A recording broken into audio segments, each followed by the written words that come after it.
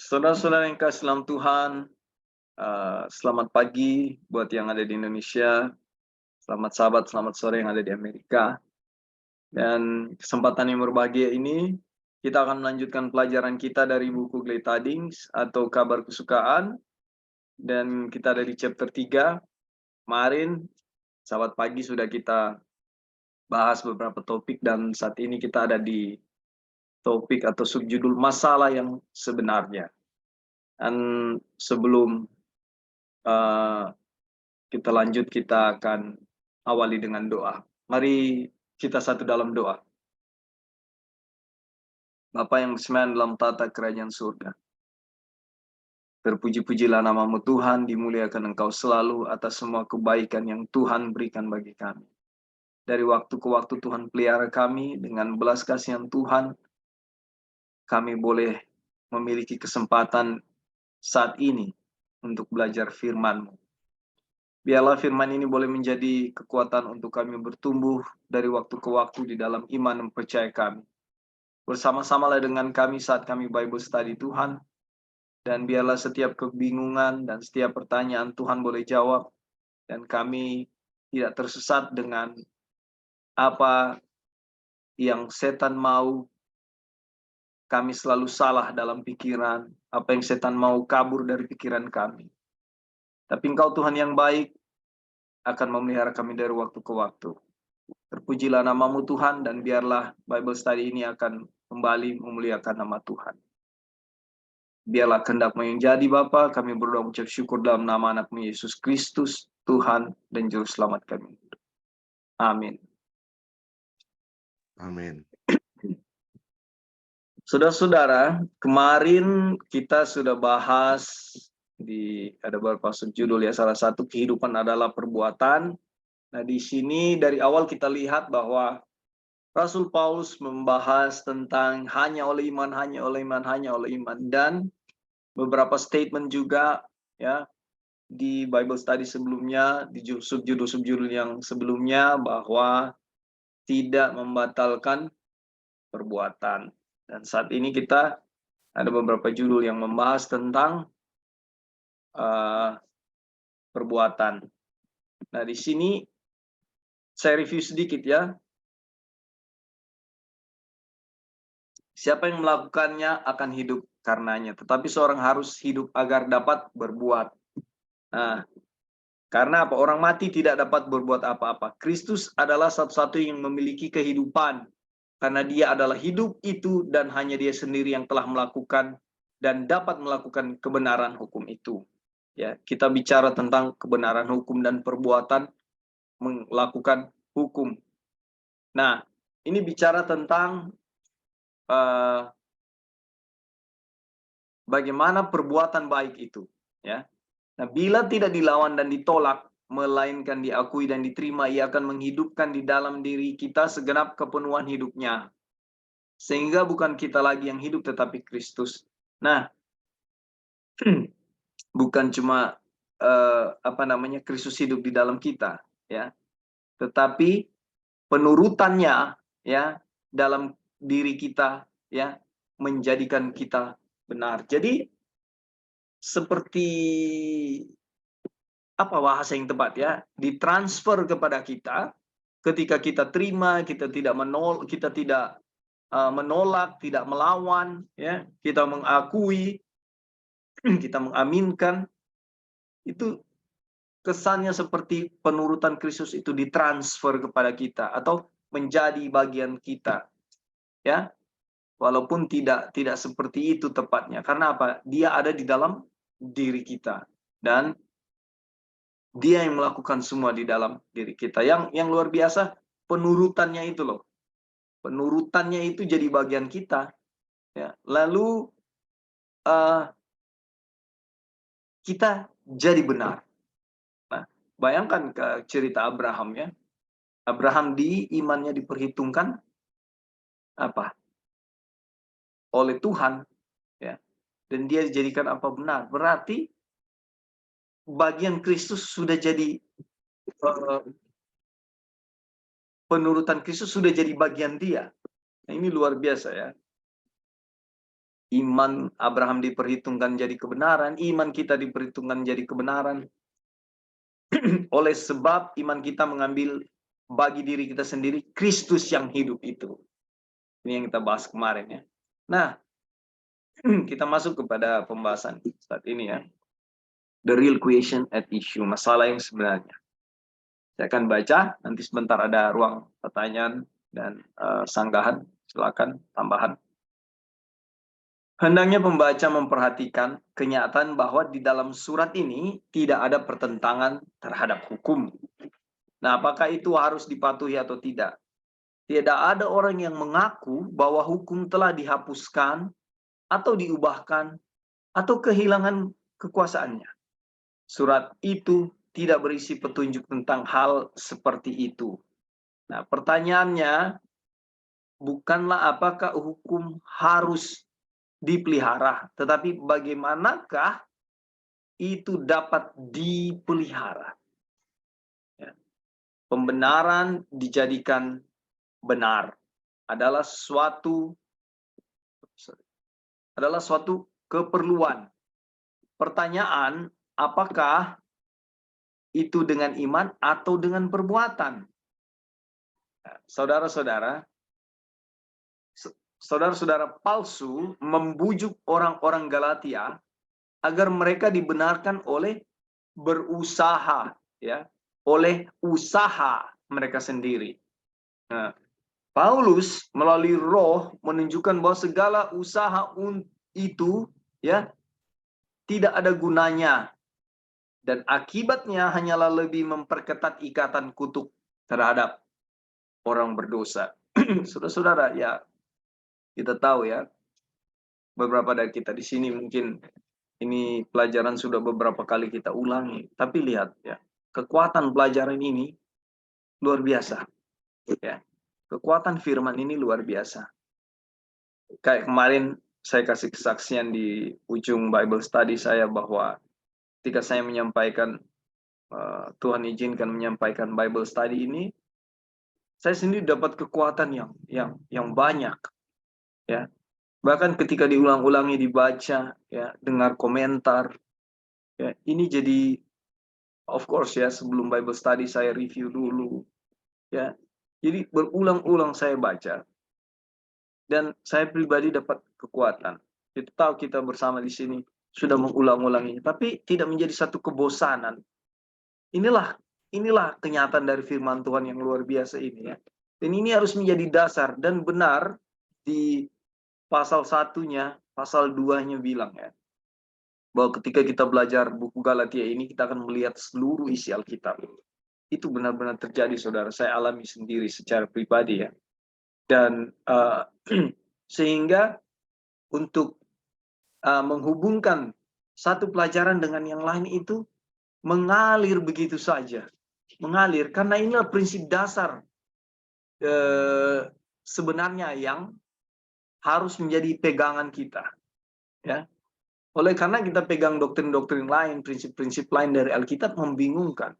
Ketika dari satu ayat ke ayat yang lain disambungkan, kita susah mengerti. Ya, dan kita akan berusaha cari kutipan ini, kutipan itu.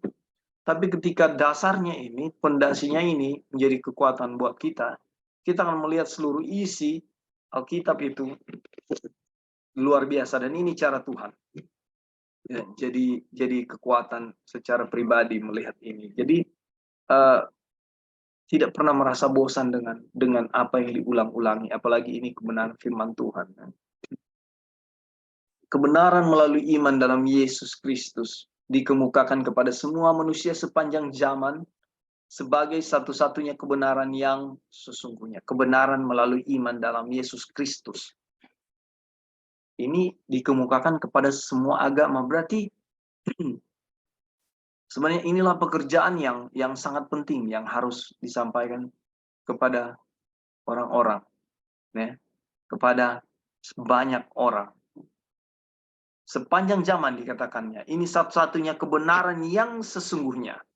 Nah, guru-guru palsu itu bermegah-megah dalam hukum, ya, dan kita lihat ini menjadi satu kenyataan. Ya. Ada banyak oknum-oknum di lingkungan sekitar kita atau dimanapun yang kita lihat sangat bangga dengan melakukan hukum itu, ya, dan merasa bahwa harus tetap melakukan hukum itu supaya kita terjaga dari dosa-dosa. Tapi kita lihat di sini kenyataannya, tetapi karena pelanggaran mereka terhadap hukum, justru bermegah-megah dalam hukum, melakukan hukum itu, ya, adalah satu pelanggaran. Ya, kita tahu konteksnya, ya. Kenapa menjadi satu pelanggaran? Karena keselamatan yang diusahakan oleh diri sendiri. Kenapa? Dengan disebut suatu pelanggaran terhadap hukum, nama Allah telah dihujat. Ini bukan main-main, saudara, ya. Kita mau punya satu pemahaman yang merujuk kepada hal yang bukan sungguh-sungguh kebenaran, ya. Apalagi yang sudah kita pelajari ini, ya. Kita melenceng atau berubah pikiran kita sebagaimana jemaat Galatia ini, ya, akan disebut apa? Menghujat nama Tuhan. Paulus, ya, dibedakan dengan guru-guru palsu tadi, bermegah-megah di dalam Kristus, dan oleh kebenaran hukum itu yang kepadanya ia telah menyerahkan dirinya. Nama Tuhan dimuliakan di dalam diri Paulus. Ya, no wonder dia bilang, tetapi hidupku bukannya aku lagi, melainkan Kristus yang hidup di dalam aku. Itu yang dia kuat-kuatkan. Lalu no wonder satu saat dia bilang, aku telah mengakhiri pertandingan. Aku sudah berada di garis finish. Itu kata-kata yang saya rindu ingin saya ucapkan juga one day at a time, ya, suatu saat nanti. Dan luar biasa ini. Oke, di judul ini ada tambahan, saudara-saudara, ada masukan.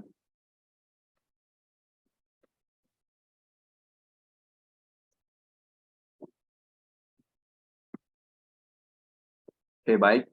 Kalau belum ada, kita ke the sting of sin, sengatan dosa. Bahwa kematian itu adalah kutuk.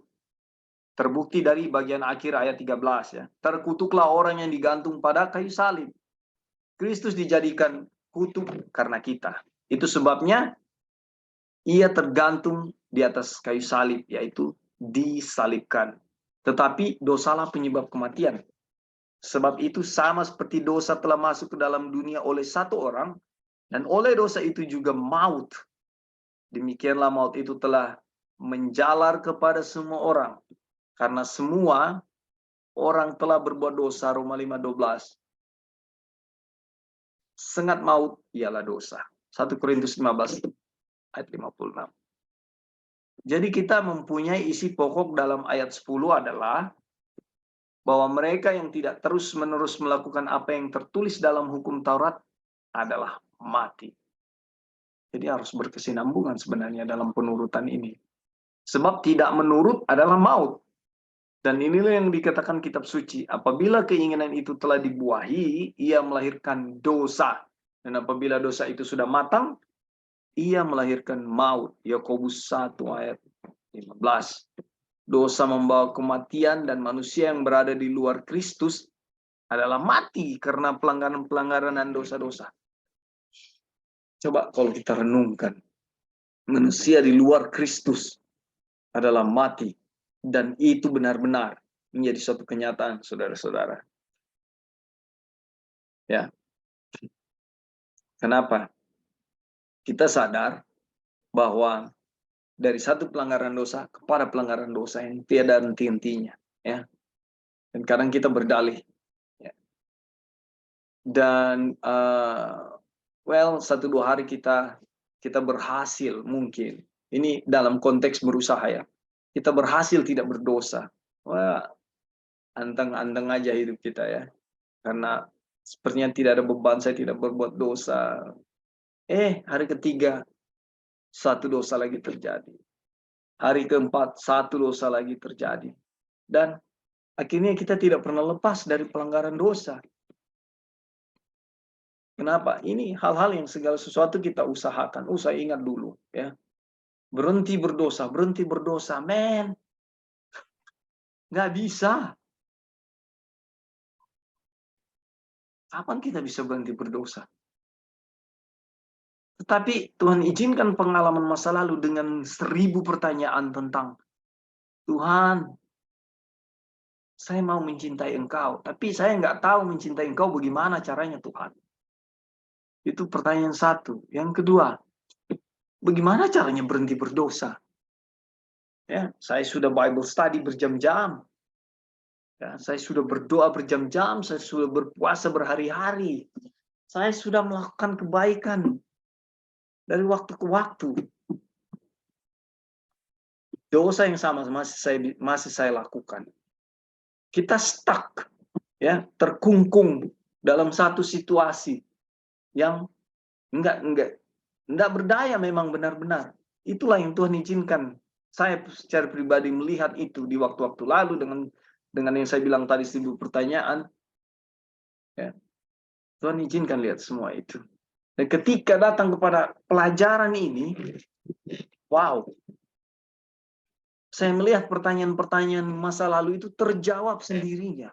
Dan firman Tuhan sendiri yang menjawab. Bagaimana bisa berhenti berdosa? Ya, caranya apa? Hanya mengaminkan, hanya mengiyakan Kristus di dalam kita. Ini yang menjadi apa ya, satu dilema. Anak dulu belajar sudah berjam-jam, ya, Bible study-nya 8-9 jam setiap hari.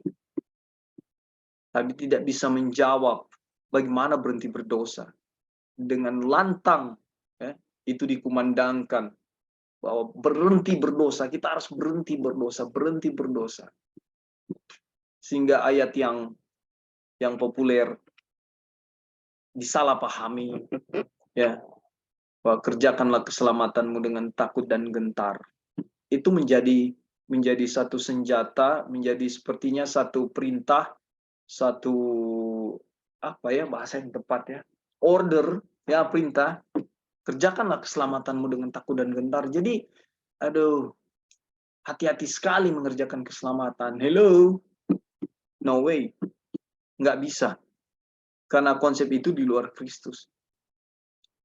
Nah, pelajaran pembenaran oleh iman mengajarkan ayat itu, ya, sekali lagi saya ulangi di sini, takut dan gentar, ya, kerjakanlah keselamatanmu dengan takut dan gentar. Takut dan gentar kalau kita yang melakukannya. Ya. Ayat yang pas dengan ini, ayat ini yang mendukung ayat ini adalah, di luar aku kamu tidak dapat berbuat apa-apa. Ini kutipan kita. Di luar Kristus adalah mati karena pelanggaran-pelanggaran dan dosa. Ya. Tidak menjadi soal apakah mereka kelihatan berjalan dengan penuh kehidupan. Ya, perkataan Kristus adalah, jikalau kamu tidak makan daging anak manusia dan minum darahnya, kamu tidak mempunyai hidup di dalam dirimu.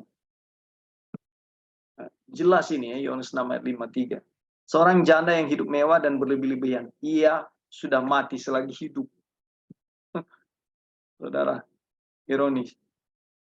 Ia adalah kehidupan yang mati, suatu tubuh maut yang masih bertahan. Tubuh maut. Saya ingat Rasul Paulus bilang, siapakah yang dapat melepaskan aku dari tubuh maut ini? Dosa adalah pelanggaran terhadap hukum, upah dosa ialah maut. Sebab itu, kutuk adalah maut yang tersembunyi dalam dosa yang paling menarik. Terkutuklah orang yang tidak setia melakukan segala sesuatu yang tertulis dalam kitab hukum Taurat. Ini jelas sekali ya. Oke. Di sini apakah ada tambahan, ada masukan saudara-saudara? Sengatan dosa ini. Kalau kita tidak melihat dosa dari perspektif Alkitab, ya, atau firman Tuhan, dosa itu hanyalah satu hal yang akan kita usahakan. Oke, baik, silakan, ada yang kasih tambahan. Brother Ebing, silakan bro. Ya, inilah yang kita bicarakan kemarin mengenai standar hukum ya, standar hukum yang sering disalahartikan bahwa dipikir standar itu bertahap ya. Kita bisa capai misalnya 50%, habis itu 70, habis itu 80, habis itu 90, dan terakhir 100 Tuhan akan sempurnakan. Dalam bacaan ini atau dalam pelajaran yang kita pelajari, kita dinyatakan bahwa standar itu bukan demikian ya. Standar itu harus dituruti senantiasa semuanya atau tidak sama sekali ya, kita dikutuk. Inilah yang dituntut oleh hukum kepada manusia ya, kepada manusia yang berdosa. Harus melakukan senantiasa ya, atau dikutuk. Dan kalau dikutuk itu berarti mengalami maut ya, seperti tadi yang sudah dikatakan. Dan kita pikir ya, barangkali teman-teman yang lain ya, saudara-saudara yang lain yang masih bermegah-megah dengan perbuatan, saya sangat yakin ini karena keliru memahami standar ya, standar hukum yang menuntut orang berdosa. Dipikir standar itu Tuhan kasih bertahap gitu. Padahal hukum yang menuntut itu, dia menuntut sempurna atau terkutuk ya. Dan ini satu hal yang memungkinkan ya, yang memungkinkan kita bisa pahami kenapa orang benar itu hidup oleh iman. Karena memang standarnya tinggi sekali. Sehingga pengharapan kita itu hanyalah satu-satunya kepada Yesus. Dan kalau pengharapan kita kepada Yesus, maka kita tidak akan bermegah pada perbuatan kita ya. Karena perbuatan kita itu hanya mungkin 1 atau 2, 3 mungkin yang bisa dilakukan dan hanya beberapa waktu saja gitu. Yeah. Tetapi selebihnya adalah kegagalan dan kegagalan. Tetapi kalau kita bersandar, pengharapan kita sepenuhnya kepada Yesus, Yesus telah membuktikan dia berhasil. Dan apa yang dia kerjakan dulu, itu yang dia mau kerjakan sekarang ini ya, saat ini di dalam diri kita masing-masing. Inilah pengharapan kita, yaitu perbuatan Yesus yang telah berhasil, yang menaklukkan segala dosa di dalam diri kita. Sehingga kemegahan kita itu pada Kristus. Tetapi kalau kita ya, ada satu waktu kita bermegah dengan perbuatan kita, yaitu artinya ada satu waktu kita tidak lagi berharap kepada Kristus, tapi pada perbuatan kita.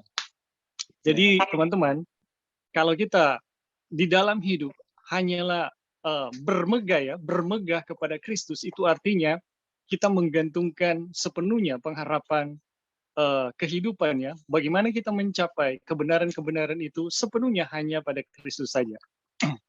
Oke, itu saja. Terima kasih. Ya, setuju sekali, brother. Jadi firman Tuhan untuk dalam hal penurutan harus sempurna. Tidak ada level ya, bahwa harus sekian persen pada akhirnya. Ya. Pembentukan karakter itu saya pikir ada persentase. Tapi penurutan hukum tidak ada, itu standar. Terima kasih, brother. Puji Tuhan. Ya, brother Eric, silakan ada tambahan. Sukan. Oke, baik, terima kasih, brother. Ya, jadi memang ini bagian dari kita memahami dengan tepat ya bagaimana sesungguhnya dosa itu pada akhirnya akan diselesaikan.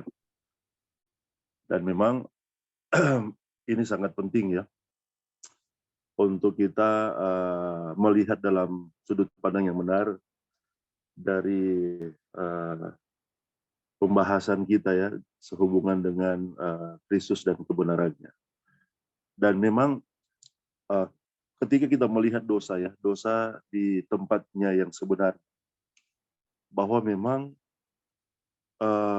ketika kita dibukakan pada kebenaran itu, kita akan tiba pada titik di mana kita akan mengakui bahwa kita tidak bisa menyelesaikan masalah dosa, ya, secara manusia ya, lewat penurutan, lewat perbuatan, dan kemudian menjelaskan bahwa kita berhenti berbuat dosa dengan upaya-upaya yang kita lakukan seperti itu.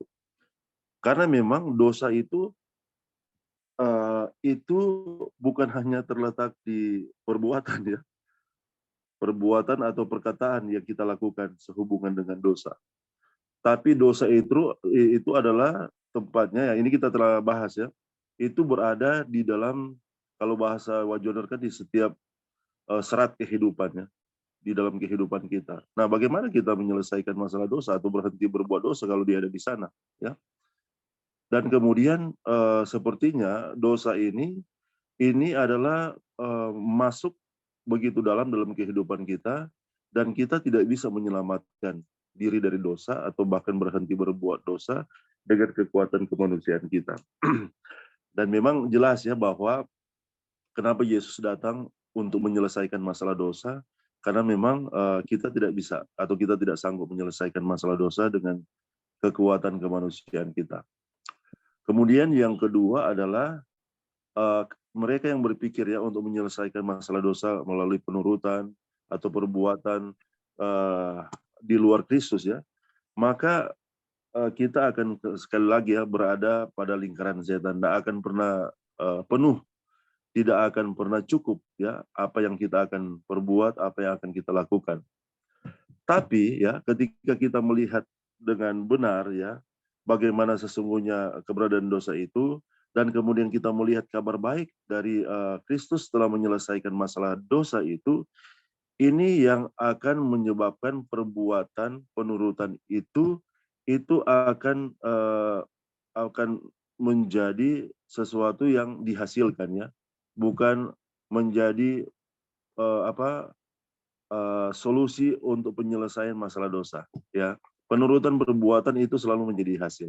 Ketika kita melihat bahwa kita diselamatkan oleh Kristus ya, ketika kita melihat bahwa dosa kita telah diampuni, bahwa kita telah dibenarkan, maka kemudian hasilnya itu secara alamiah ya kita akan menghasilkan kehidupan yang menurut ya, dan ke dalam kehidupan yang menurut itu adalah kehidupan yang begitu ringan karena memang telah dikerjakan oleh Kristus di dalam kita, dan itu tidak menjadi satu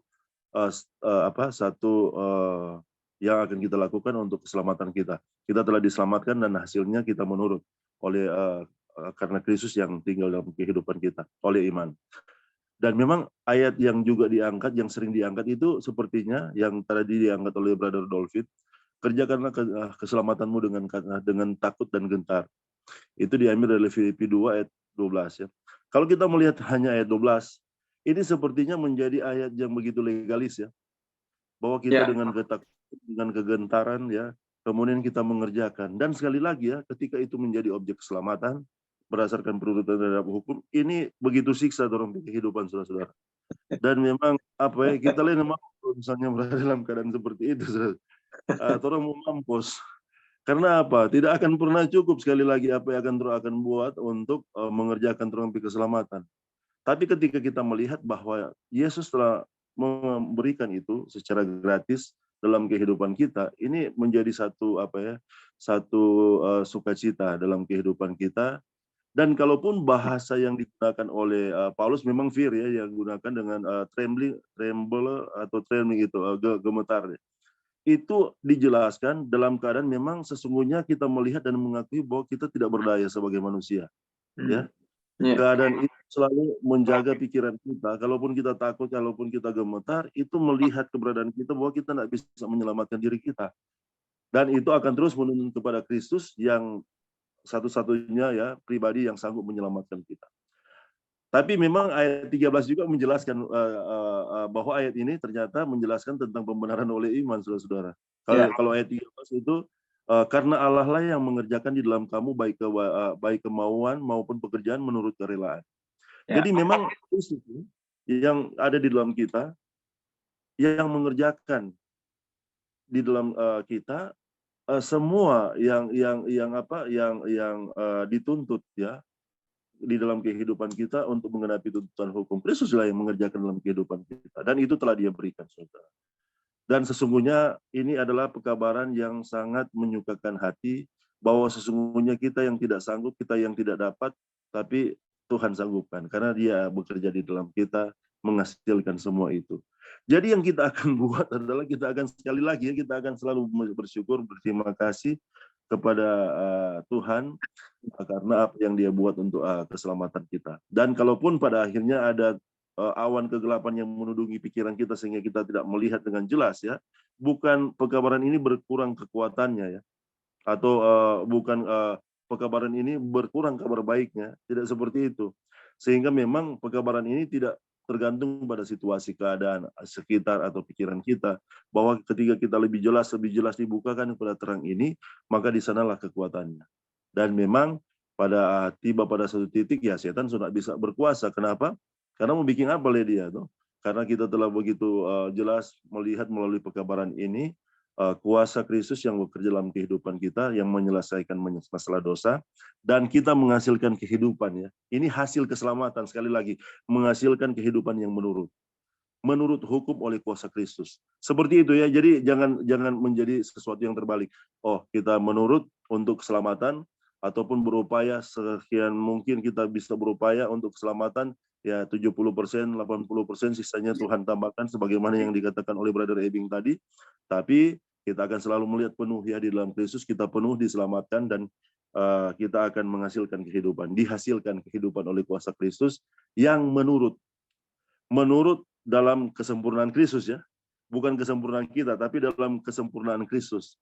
Kita telah disanggupkan untuk menurut. Sehingga memang saudara-saudara, ini sekali lagi, ya, dalam kehidupan kita, ya, kan Alkitab tulis kita kita dihakimi berdasarkan terang yang dibukakan, yang disingkapkan kepada kita lewat firman Tuhan. Tapi di setiap pemahaman kita, saudara-saudara, kita telah dijamin dengan kebenaran Kristus yang sempurna, yang 100. Dimanapun kita memahami, ya, kebenaran itu, kita dijamin dengan kebenaran itu. Dan di sanalah letak kabar baiknya. Sehingga baik pencuri sekali lagi ataupun Henok, ya, mereka telah dibenarkan dan diselamatkan dengan kebenaran yang sama, ya, yaitu kebenaran Kristus dan kebenaran. Oke, itu dulu bro yang bisa ditambahkan, dan teman-teman terima kasih. Tadi pas Brother Eric bilang udah boleh siksa, tuh kelihatan susah sekali, ya, untuk bertahan di dalam mengerjakan hukum. Terlintas di pikiran bahwa sebenarnya ketika Tuhan bilang jangan khawatir, ini suatu penghiburan buat kita. Kita ingat waktu kita baru belajar 2 tahun lalu, buku kabar kesukaan ini, pembenaran oleh iman, righteousness by faith itu. Saya ingat ini satu kabar kesukaan, benar-benar satu ketika belajar seperti beban-beban yang ada, yang kalau kita pakai bahasa Manado, saya bilang bakuat. Itu konteks bakuat itu, ya,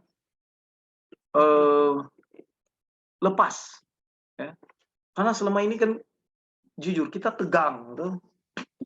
Tegangnya, aduh, sudah belajar banyak. Tuhan bilang harus menurut hukum, tapi kok saya berdosa terus. Tidak ada kelegaan. Tidak ada benar-benar kelepasan, beban berat sekali. Brother Eric bilang tadi. Itu benar, itu kenyataannya. Kenapa? Kita bakuat, ya. Kita berusaha dengan sekuat tenaga, ya, bakuat itu. Dengan segenap usaha, malam Rabu lah, Sabatnya lah, Vespernya lah, PA-nya lah. Ya, baru kegiatan-kegiatan gerejanya harus, ya. Sumbangannya lah, ya, melawatnya lah, semua dilakukan. Karena saya pikir atau kita pikir hal-hal ini yang membuat kita terhubung dengan Tuhan. Hal-hal ini yang menjadi kredit buat Tuhan bahwa wow, inilah hambaku yang setia. Hal-hal ini yang membuat kita sepertinya tidak berdosa, tapi justru inilah yang membuat kita berdosa. Ya. Di dalam konteks pemahaman kita sebelumnya, ketika kita belum dituntun, belum dapat kesempatan atau waktunya belum tiba untuk mengerti pekabaran pembenaran oleh iman. Ini pemahaman masa lalu, ya. Dan betul, sangat siksa dan menderita.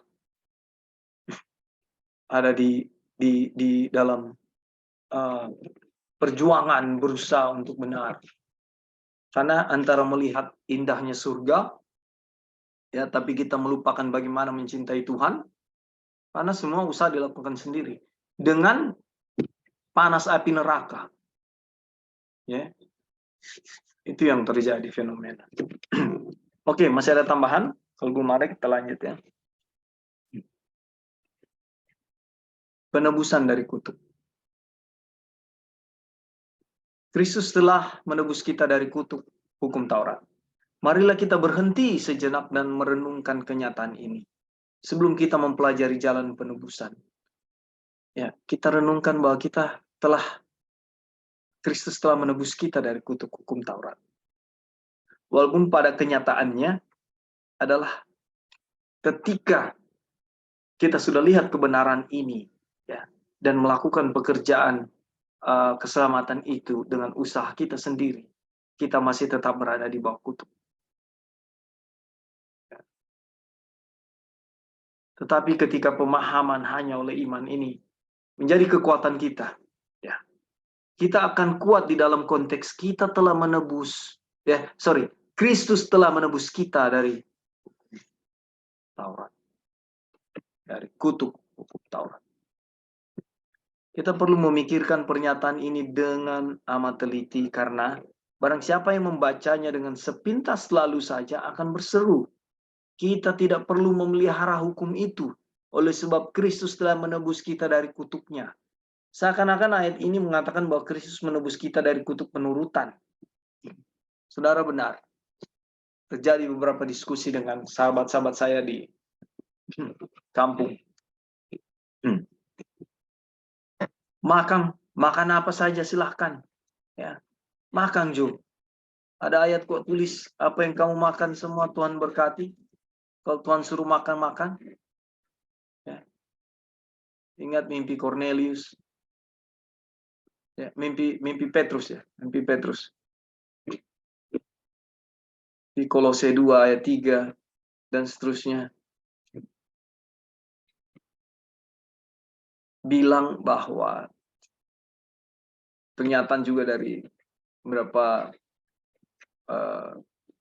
tante-tante saya bilang, makan saja, yang penting didoakan, dibawa dalam doa. Ya. Seakan-akan ada hukum-hukum di dalam Alkitab itu sudah dipalangkan, termasuk salah satu makanan haram, hal-hal yang haram ya, bukan makanan haram, hal-hal yang haram ya, termasuk apa yang dimakan itu adalah dalam nama Tuhan Yesus. Pengertian ini yang sedang kita baca. Seakan-akan ayat ini mengatakan bahwa Kristus menebus kita dari kutuk penurutan, dan ada banyak ayat yang lain disalahpahami. Ya. Membaca kitab suci dengan cara demikian tidak bermanfaat. Sebagaimana yang telah kita lihat, kutuk itu adalah pelanggaran. Terkutuklah orang yang tidak setia melakukan segala sesuatu yang tertulis dalam kitab hukum Taurat.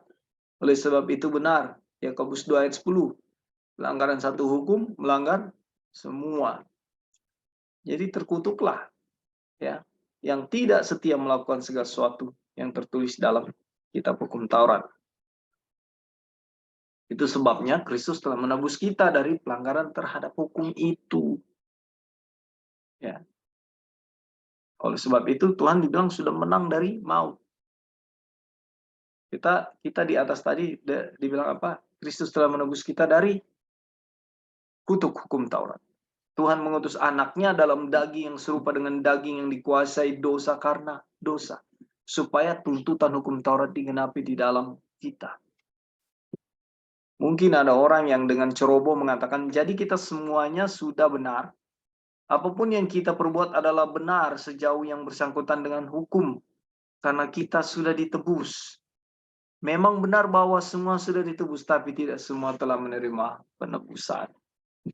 Ini masalahnya. Nah, banyak orang yang berkata tentang Kristus, kita tidak mau orang ini memerintah kita. dan dengan demikian menolak berkat Tuhan bagi mereka.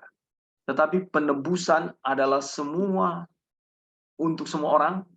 Semua telah dibeli dengan darah yang berharga, yaitu kehidupan Kristus. Dan semua bisa jika mereka mau. Orang bebas dari dosa dan kematian. Dengan darah tersebut kita ditebus dari cara hidup kita yang sia-sia. 1 Petrus 1 ayat 18. Penebusan Kristus. Ambillah waktu dan pikirkan apa artinya hal ini, dan biarlah kekuatan yang penuh dari pernyataan itu menanamkan kesannya dalam kesadaran kita. Kristus telah menebus kita dari kutuk hukum Taurat. Diulangi lagi di sini ya, tadi di paragraf pertama. Dan di sini diulangi lagi. Kristus telah menebus kita dari kutuk hukum Taurat. Ini harusnya sudah menjadi kutipan dan tulisan-tulisan seperti ini sudah lama ada, tapi kita belum sadar dan belum tahu, bahkan belum paham, ya. Sehingga Kristus telah menebus kita dari hukum Taurat hanyalah menjadi satu statement, satu kalimat saja. Tetapi biarlah ini tertanam, ya, memberikan kesan yang terus-menerus dalam jiwa pikiran kita. Dari ketidaksetiaan yang berkelanjutan terhadap semua tuntutannya yang benar, kita tidak perlu berdosa lagi. Jadi Kristus telah menebus kita dari ketidaksetiaan, ya, yang berkelanjutan terhadap semua tuntutan yang benar. Kita tidak perlu berdosa lagi. Ia telah memutuskan tali dosa yang mengikat saudara dan saya, agar kita dapat menerima keselamatannya supaya bebas dari setiap dosa yang menyerang kita. Saudara, rindu nggak punya bebas dari dosa? Ya. Ketika kita belajar firman Tuhan, melihat kebenarannya, ya, ketika kita ada di persimpangan untuk memilih, ya, jalan mana yang saya harus ambil, ketika Roh Kudus berbisik, ya, whispering, ya, bilang-bilang di telinga, hello, hati-hati, kamu sudah baca firman, mana kebenaran itu. Roh Kudus tidak bilang kayak, ke kiri, ke kiri, ke kiri, ke kanan, ke kanan, ke kanan. Tidak. Tapi itu dia bilang, kamu sudah baca firman, kamu sudah tahu firman, ingat. Dan kita apa? Bebas dari dosa. Itu menjadi satu kerinduan. Jadi bukan cuma jadi statement di masa lalu, berhenti berdosa, berhenti berdosa. No way. Kita tidak perlu lagi merindukan sesuatu kehidupan yang lebih baik dengan sia-sia dan menyesali keinginan-keinginan yang tidak menjadi kenyataan. Tidak perlu lagi.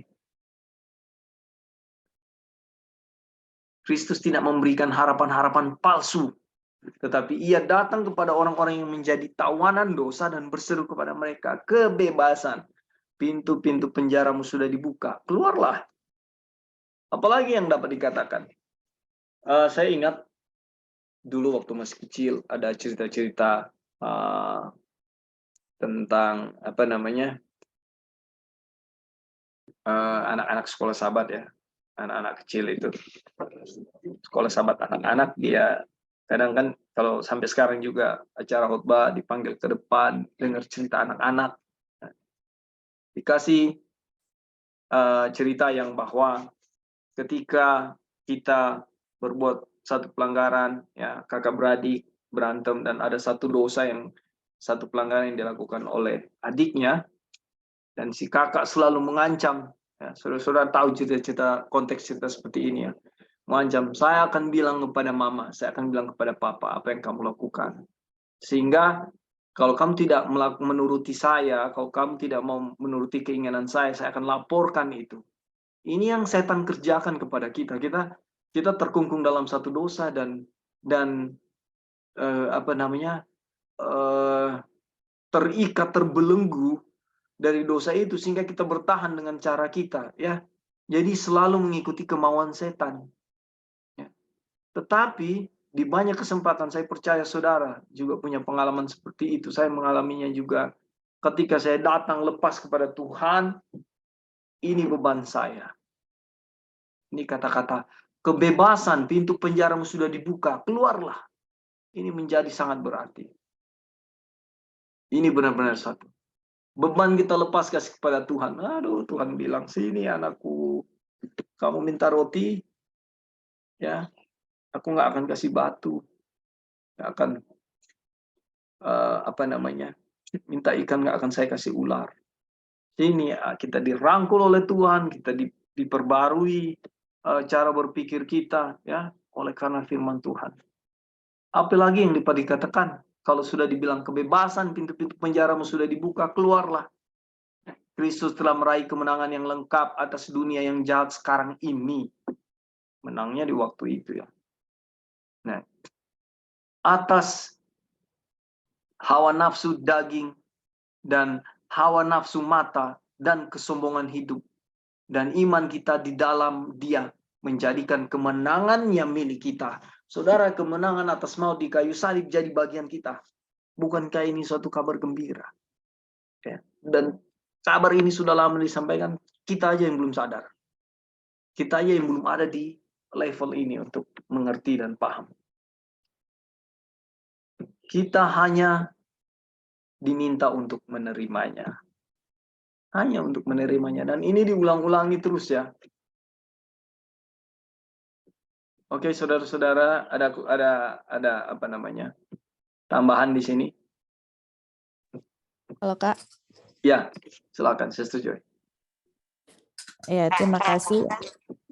Jadi dari tadi dia punya pembahasan, kita lihat bahwa orang yang tidak terus-menerus ya melakukan hukum Taurat, itu mereka sudah dibawa kutuk kan Pak. Dan kutuk itu adalah maut ya. Ya. Jadi dan kita lihat bagaimana, jadi betul ya. Sekarang gini, saya pribadi ya tidak mengerti konsep mengenai hukum itu dan kebenaran itu sampai kita mempelajari akan buku pelajaran ini ya. Jadi kita punya pemikiran bahwa kebenaran itu yang dituntut hukum itu adalah, misalnya saya dengan kita punya usaha tuh menurut hukum Tuhan, terus misalnya dalam satu waktu misalnya satu hari ini kita tuh menurut hukum, misalnya semualah kita turuti, saya nggak berdosa misalnya satu hari ini. Nah dalam satu hari itu kita tidak berdosa, saya pikir kita itu memperoleh kebenaran di situ dengan tidak melakukan dosa satupun ya, betul. Dalam satu gitu. Sama ya. Pengalamannya sama. Jadi kita nggak ngerti konsep righteousness-nya itu bagaimana. Ternyata righteousness itu yang dituntut hukum ini, saya nggak ada dosa sama sekali dari saya lahir sampai sekarang saya masih hidup. Itulah yang disebut righteousness gitu. Saya nggak ngerti konsep itu teman-teman. Kita nggak tahu kalian, mungkin yang Erik sama Brother Erik sama Ebing mungkin orang sudah mengerti, tapi kita sendiri nggak ngerti sampai belajar pekabaran ini. Kita bilang, oh kebenaran ini artinya tuntutan hukum, saya nggak ada dosa sama sekali dalam hidup kita. Itulah hukum baru bilang righteousness. Kamu itu righteous. Makanya kalau kita ngerti konsep ini, kita itu nggak ada self-righteous sama sekali dan mau compare kita punya diri dengan orang lain. Kita lebih benar dari ngana, kita lebih suci dari ngana, kita nggak mau bergaul dengan ngana. Karena apa? Kita semua nggak ada yang righteous. Kenapa? Karena nggak ada satupun kita yang bisa memenuhi tuntutan hukum Taurat. Nggak ada satupun. Dan kalau kita baca betul-betul pelajaran ini, sebenarnya kita semua ini terkutuk dan kutuk itu membawa kematian. Saya harusnya mati karena apa? Di saat saya melanggar hukum misalnya ya, misalnya kita lahir. Dari saya bertumbuh terus saya sudah mengerti akan hukum Tuhan.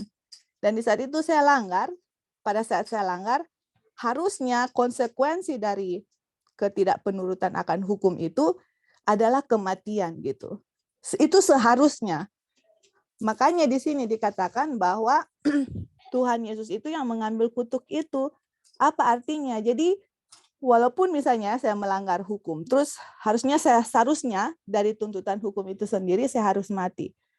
Makanya saya tidak mati karena tuntutan hukum itu. Kenapa? Karena Yesus itu sudah mengambil kutuk itu. Artinya Yesus itu yang mati buat saya. Dan kebenaran yang Yesus hidupkan dari dia di dunia ini, dari dia lahir sampai dia mati yang tidak ada dosa, itu diberikan kepada saya. Nah, kalau kita pikir-pikir ya, itu kan satu pertukaran yang tidak adil. Istilahnya, saya yang berdosa, kok Yesus yang mati. Gitu kan? Saya yang berdosa, kok hukum lihat saya benar gitu.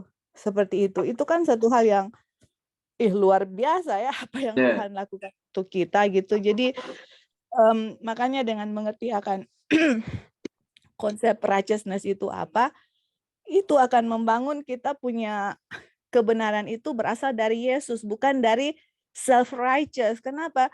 Karena orang-orang Yahudi ahli Taurat, Farisi, imam-imam, mereka itu Kak setiap hari belajar firman Tuhan, setiap hari di Ka'bah, potong kambing, potong domba, dan semuanya itu. Tapi nggak ngerti konsep ini gitu.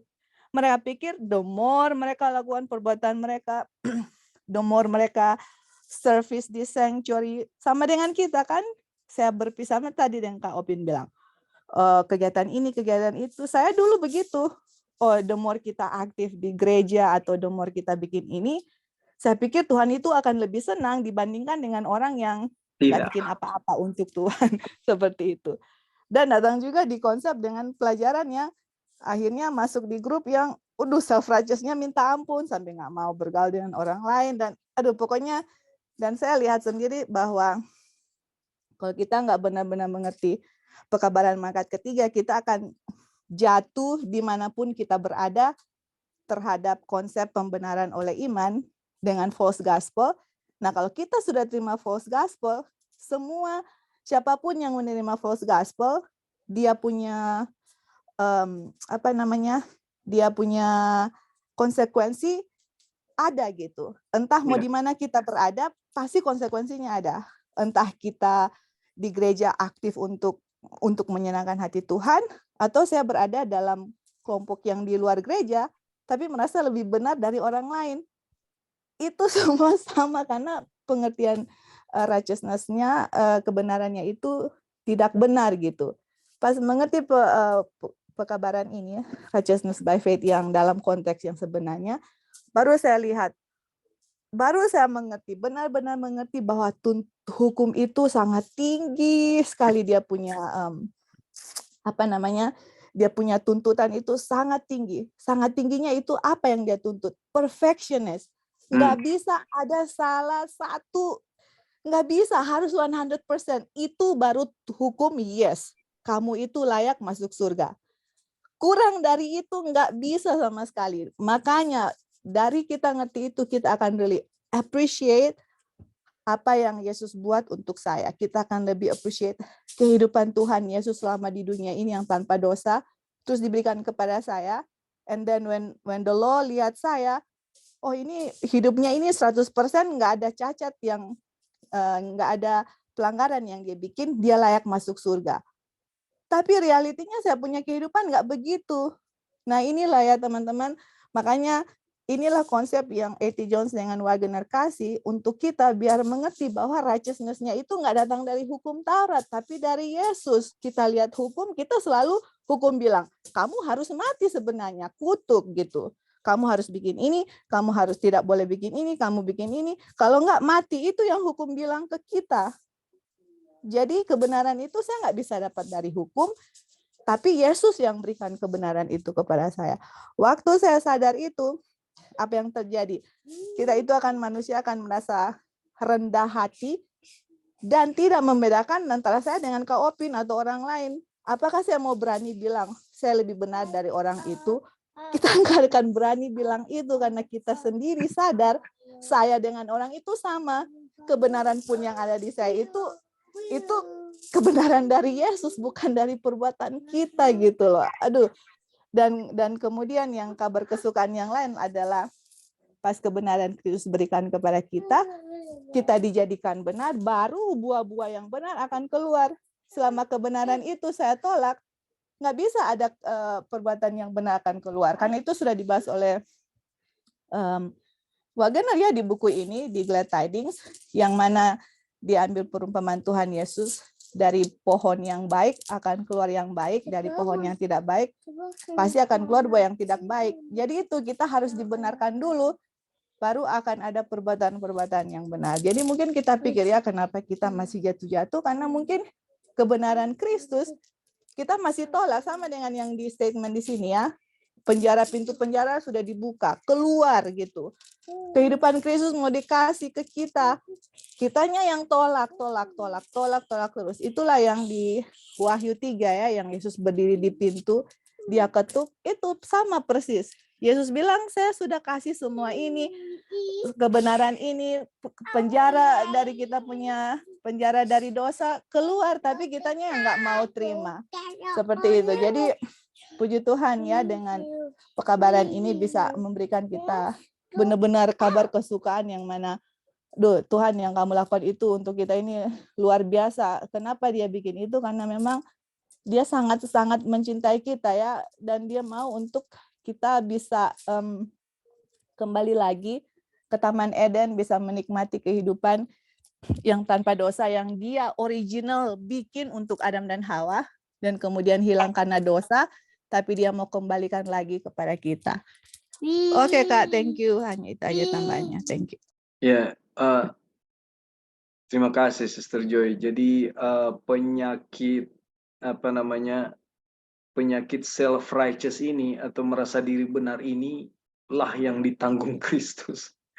Ini penyakit memang, aduh luar biasa, merasa diri benar. Ini kita nggak akan selamat dengan kondisi ini.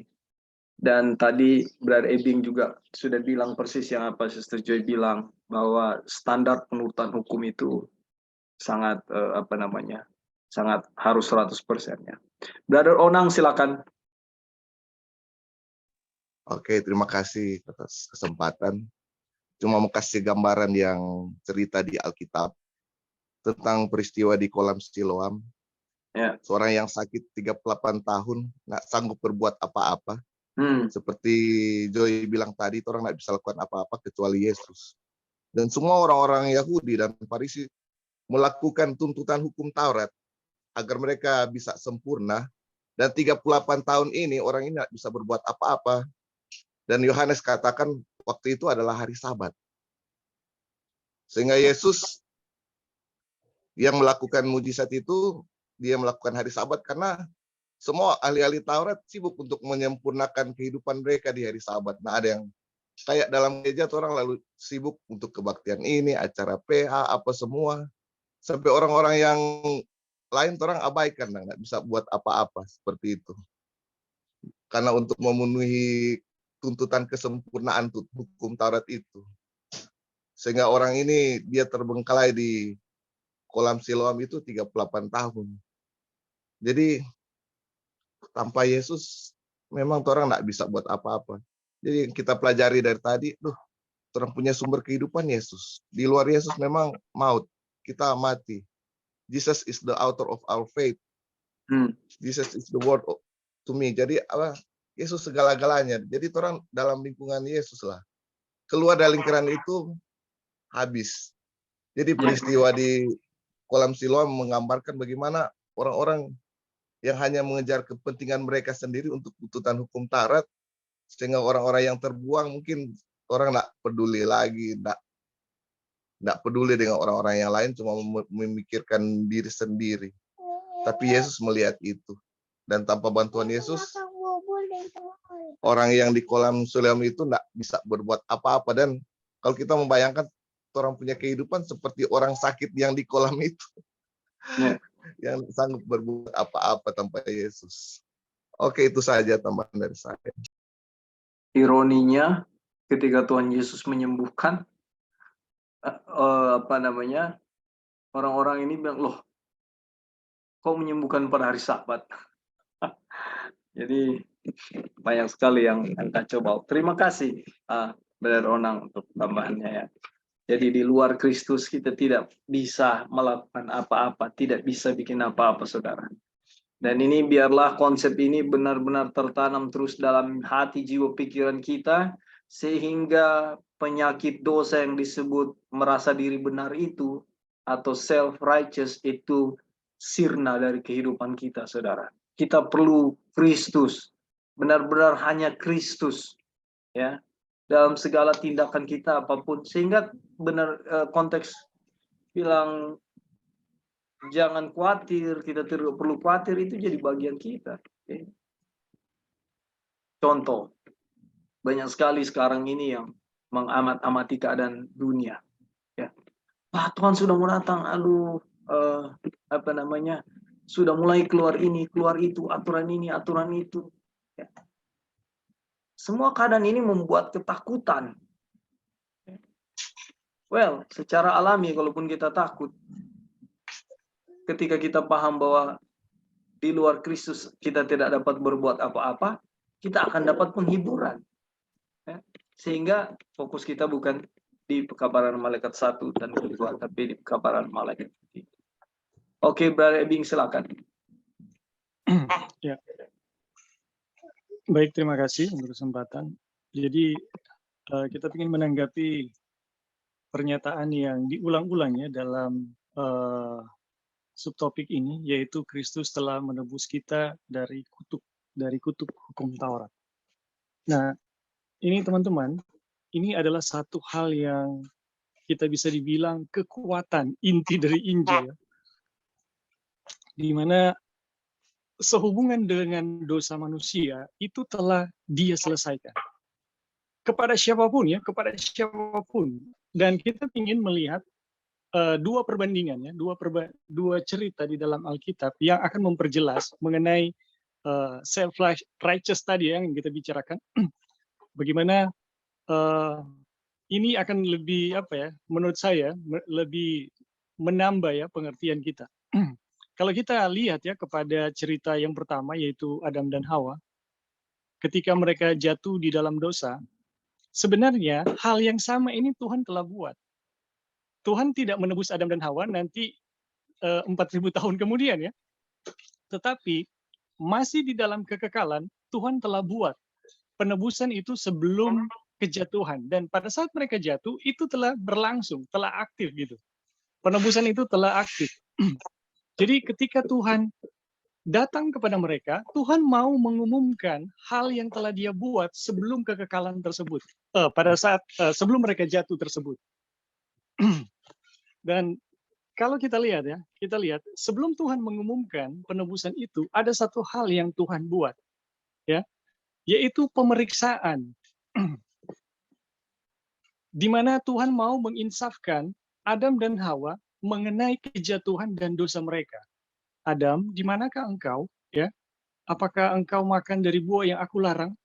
Dan seterusnya dan seterusnya. Ini adalah satu proses di mana Tuhan sebelum menyatakan penebusan, Dia menginsafkan dulu gitu.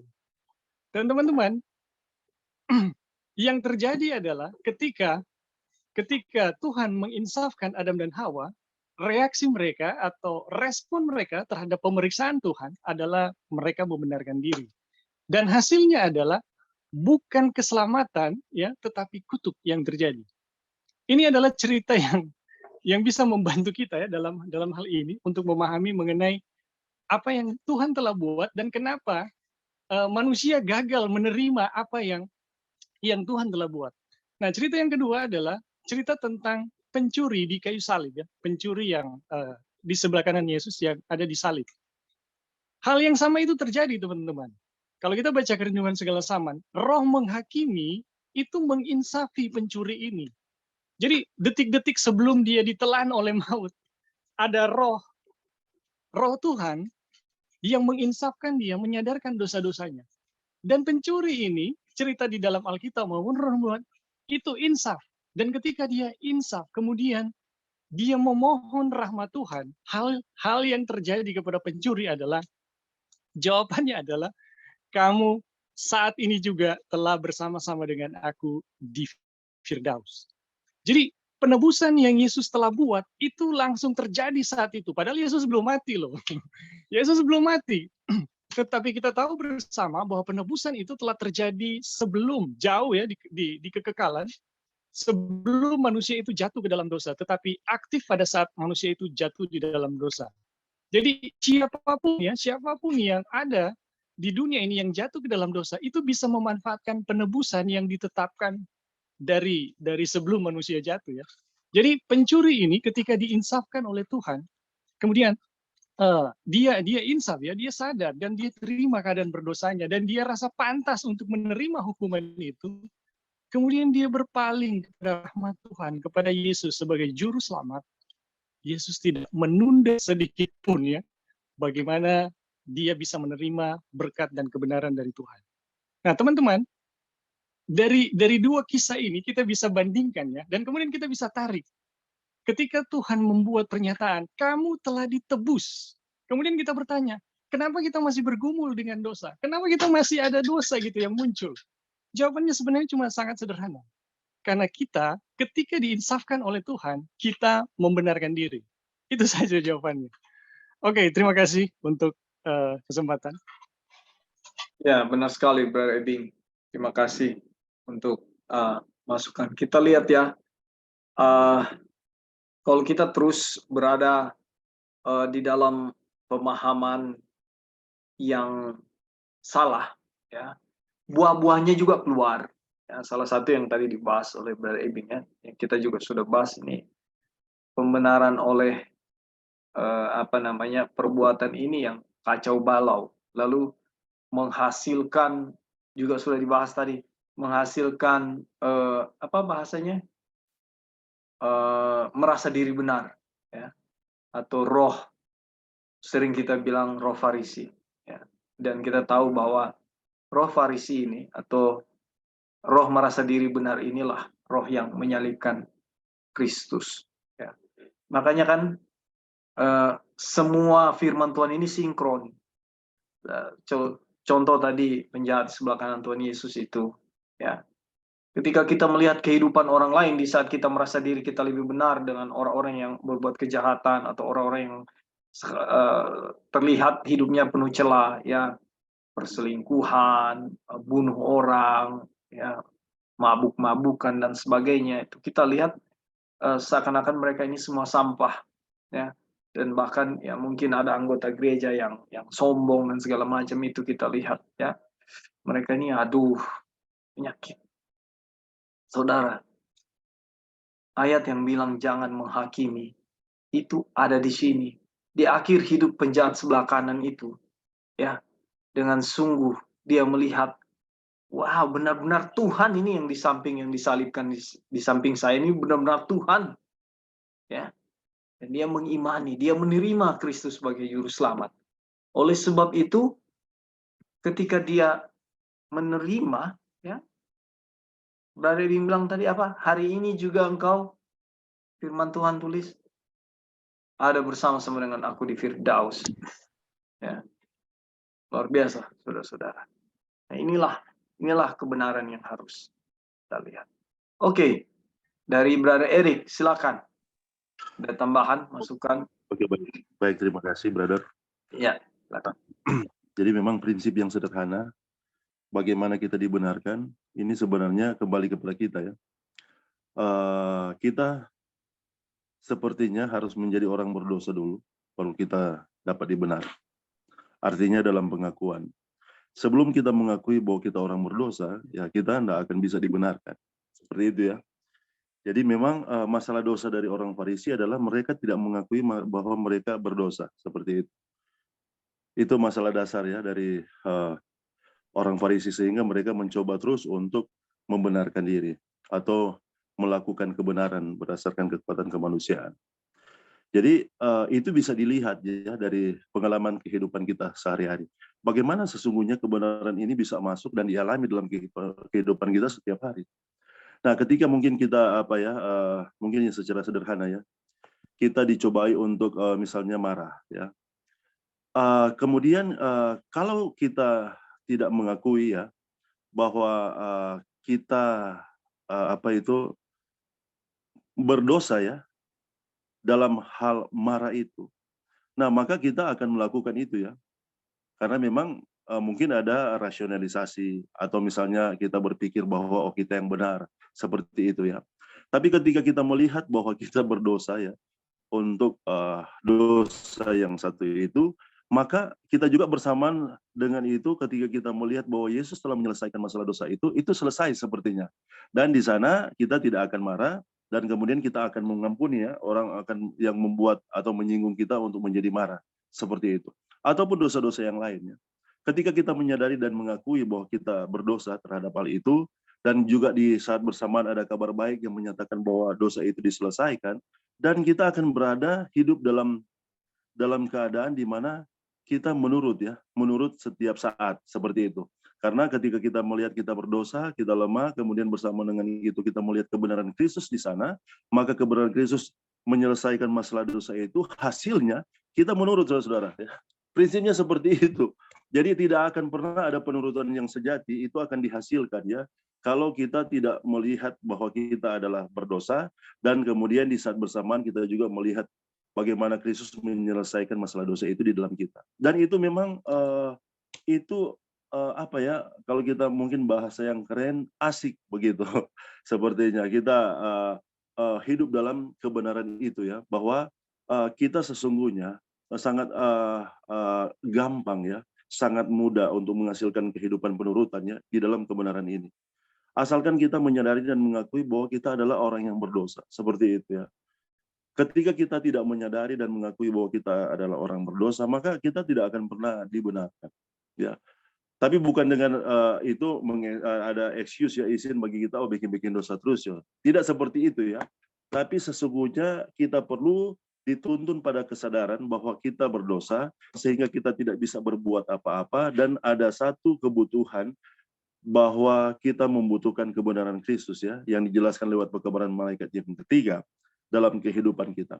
Dan ketika itu berjalan bersamaan dalam kehidupan kita sehari-hari ya, apakah kita di keluarga atau di lingkungan kerja di mana kita berada, ataupun di lingkungan di mana kita berada ya, mungkin dalam perjalanan dan lain sebagainya. Ketika ini dibawa dalam kehidupan kita, kita akan hidup di dalam kebenaran ya, karena memang sebagaimana firman Tuhan ya, orang-orang benar itu akan hidup oleh iman, karena mereka melihat akan kebenaran ini. Kebenaran sebagai pribadi yang berdosa, kemudian kebenaran yang menjelaskan bahwa masalah dosa itu telah diselesaikan di dalam kehidupan kita. Jadi memang ini bukan membutuhkan sesuatu yang sebagaimana Brother Ebing bilang tadi ya. Ini tidak membutuhkan sesuatu yang ketika kita menyadari dan mengakui akan keberdosaan itu bukan membutuhkan satu proses yang panjang dan lama. Tidak seperti itu ya. Itu akan masuk, kalau misalnya akan menjadi seperti itu akan masuk pada legalisme subjektif ya, di mana kita harus merasa kita benar dulu berdasarkan perasaan ya, dari upaya kemanusiaan untuk merasa benar dan merasa benar, tapi kemudian kita tidak akan pernah dibenarkan ya. Tapi ini ketika kita melihat dengan jelas ya kebenaran ini, dan juga bersama dengan itu menjelaskan dosa yang ada dalam kita itu telah diselesaikan, sesungguhnya inilah satu kebenaran yang pada akhirnya sebagaimana Joy bilang tadi akan menghasilkan secara alami ya kehidupan penurutan terhadap hukum ya. Dan itu akan dilakukan dengan sukacita, saudara-saudara. Akan dilakukan dengan sukacita. Kalaupun misalnya ada dosa kesombongan yang menguasai hati kita ya, yang merasa lebih benar, lebih baik, lebih tahu dari orang lain sehubungan apa yang kita pengalaman kehidupan kita ya. Ketika kita menyadari dan mengakui dosa itu ya, dan kemudian melihat kebenaran Kristus yang ada dalam kita yang menyelesaikan masalah dosa itu selesai, dan hasilnya apa, saudara? Kita akan menjadi rendah hati ya, menjadi seorang yang rendah hati, tidak lagi menjadi seorang yang sombong. Oleh karena kita menyadari mengakui bahwa dosa itu adalah dosa, dan Yesus telah menyelesaikan masalah dosa itu. Dan ketika kita sekali lagi ya, ketika pengalaman itu, kehidupan kebenaran itu yang kita lihat sehubungan dengan dosa dan penyelesaian Yesus untuk masalah dosa dalam kehidupan kita ya, itu pada akhirnya akan menghasilkan ya kehidupan yang menurut di dalam kebenaran Kristus. Dan memang ada dua ya yang harus kita genapi ya, tuntutan kebenaran ya di dalam kita, dan tuntutan kebenaran itu di dalam perkataan dan perbuatan kita. Dan ketika itu kita melihat ya bahwa dosa di dalam diri kita itu sudah diselesaikan, maka tuntutan kebenaran di dalam dan akan dihasilkan di luar ya, oleh iman Kristus, oleh kuasa Kristus. Dan memang ketika kita berada dalam keadaan itu, di sanalah kehidupan yang sempurna oleh kebenaran Kristus ya, bukan kebenaran kita ya, oleh kebenaran Kristus yang kemudian akan menempatkan kita di wilayah, di keadaan di mana kepenuhan itu akan terjadi, akan menjadi bahagian kita. Dan itu tidak perlu diusahakan, saudara. Itu telah ada dan Tuhan telah mengaruniakan untuk kita. Oke, itu brother mungkin yang bisa ditambahkan. Terima kasih. Jadi secara otomatis ya, secara otomatis ketika penurutan ketika kita percaya bahwa Kristus melakukan di dalam kita, dan ketika itu berjalan, otomatis penurutan hukum ya itu terjadi dan selaras ya, karena hukum tidak berubah ya. Iman tidak pernah ada di hati orang-orang yang sombong. Puji Tuhan, brother. Thank you, brother. Nah, jadi apa ya? Kalau di kutipan di atas bilang iman itu ditolak, ya, atau tidak disadari, atau takut menggunakannya. Jadi saya mau tambahkan, iman tidak bertumbuh di hati orang-orang yang sombong. Nah, terima kasih Brother Eric untuk tambahannya, Brother Ona untuk statementnya. Kita masuk di kutipan berikut. Kristus dijadikan kutuk karena saudara dan saya. Bahwa Kristus telah mati untuk orang-orang durhaka adalah jelas bagi semua yang membaca Alkitab. Ia telah diserahkan karena pelanggaran kita. Ya. Yang tidak bersalah menderita untuk yang bersalah. Yang benar untuk yang tidak benar. Dia tertikam oleh karena pemberontakan kita. Dia diremukkan oleh karena kejahatan kita. Ganjaran mendatangkan keselamatan bagi kita ditimpakan kepadanya. Dan oleh bilur-bilurnya kita menjadi sembuh. Ini ayat populer ya. Walaupun saya bilang populer karena sering dibaca tapi tidak mengerti. Kita sekalian sesat seperti domba. Masing-masing kita mengambil jalannya sendiri. Tetapi Tuhan telah menimpakan kepadanya kejahatan kita sekalian. Tetapi maut datang karena dosa. Maut adalah kutuk yang menimpa semua manusia. Karena semua telah berdosa. Jadi sebagaimana Kristus telah dijadikan kutuk karena kita, Kristus telah menjadi dosa karena kita. Wow. Ia menanggung dosa kita dalam tubuhnya di kayu salib. Ya. Perhatikan bahwa dosa kita berada di dalam tubuhnya. Ini sepertinya literal ya. Dan itulah kenyataannya ya. Bukannya suatu pekerjaan yang biasa-biasa saja yang dilaksanakannya. Dosa bukan hanya secara lambang diletakkan di atasnya, tetapi dosa itu benar-benar ada di dalam dirinya. Tapi aneh tapi nyata, dia tidak melakukan dosa. Ia dijadikan kutuk karena kita, dijadikan dosa karena kita, dan akhirnya menderita kematian karena kita. Kita lihat ya kutipan ini. Bagi beberapa orang kebenaran ini tampaknya menjijikkan. Ya. Bagi orang-orang Yunani itu adalah kebodohan, dan bagi orang-orang Yahudi merupakan batu sandungan. Tetapi bagi kita yang diselamatkan, itu adalah kuasa Allah.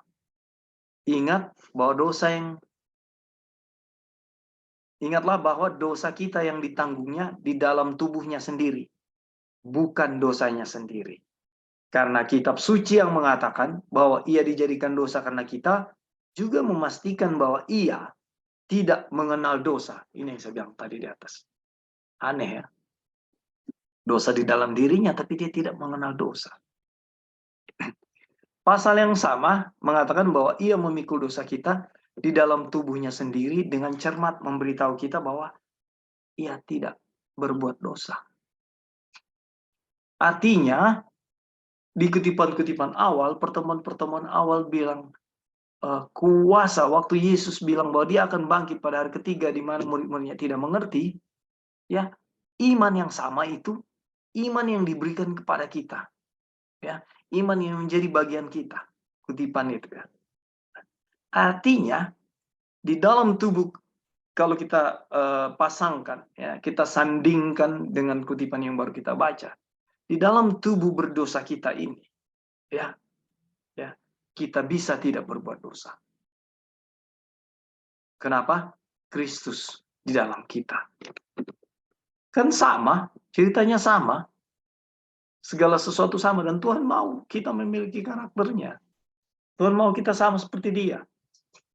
Ya, bukan dalam konteks kekuasaan, ya. Jangan salah paham lagi, karena Lucifer itu mau jadi seperti Tuhan. Ya. Tapi Tuhan mau kita sempurna seperti Dia. Tuhan mau kita memiliki karakternya. Ya. Kenyataan bahwa Ia dapat membawa dosa kita bersama dengan Dia dan di dalam dirinya, ya, serta benar-benar dijadikan dosa karena kita, namun tidak melakukan suatu dosa, adalah untuk kemuliaannya yang kekal dan keselamatan kita yang kekal dari dosa.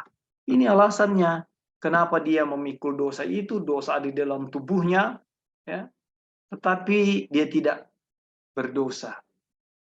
Ya, Dia tidak melakukan dosa. Untuk apa? Kemuliaannya dan untuk keselamatan saudara dan saya. Ya.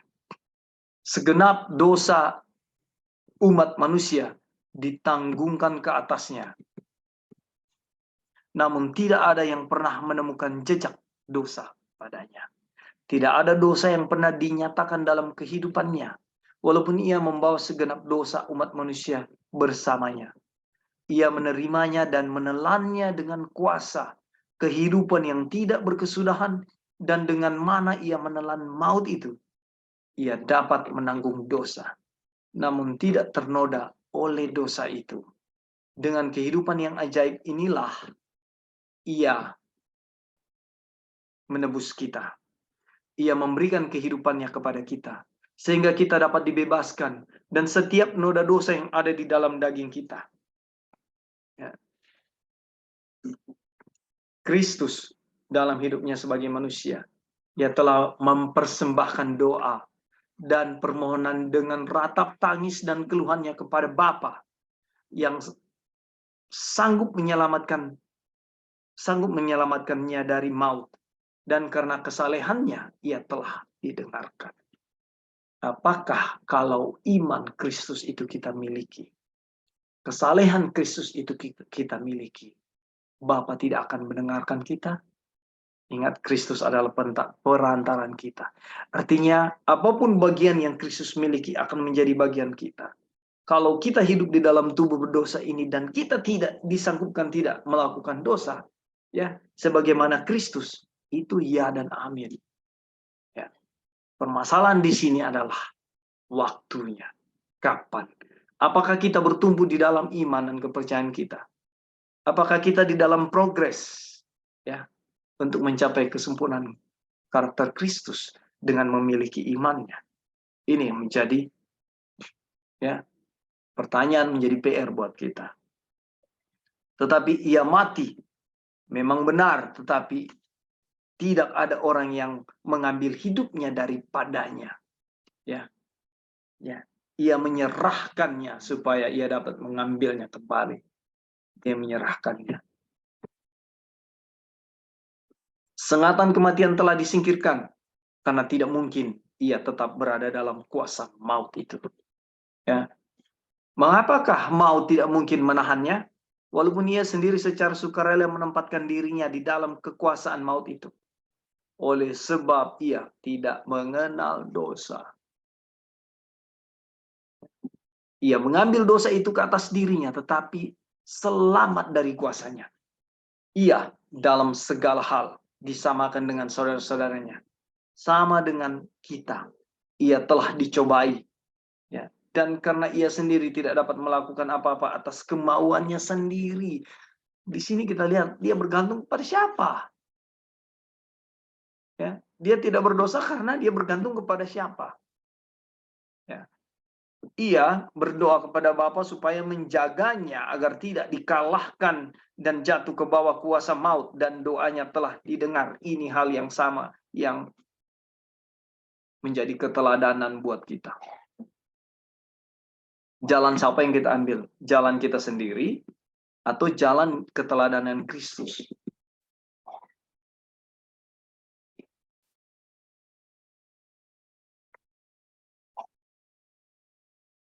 Di dalam pengalamannya, firman ini digenapi. Tetapi Tuhan Allah menolong aku. Sebab itu aku tidak mendapat noda.